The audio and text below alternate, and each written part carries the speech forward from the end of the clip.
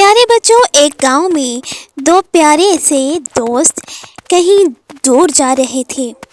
راستے میں انہوں نے دیکھا کہ ایک کتا بہت پریشان حال ہے اور پیاس کی وجہ سے اس کی حالت خراب ہو رہی ہے۔ چھوٹے ڈوگی کی یہ حالت دیکھ کر دونوں دوستوں نے فیصلہ کیا کہ قریب گاؤں کے پاس جو کنواں ہے وہاں سے ڈوگی کو پانی پلایا جائے۔ چھوٹے دوست نے کنویں کے اندر چھلانگ لگائی اور دیکھا کہ پانی بہت نیچے ہے۔ پھر انہیں ایک ترکیب سوجھی اور انہوں نے اپنے پاؤں کا جوتا اتار کر کنویں میں پھینکا۔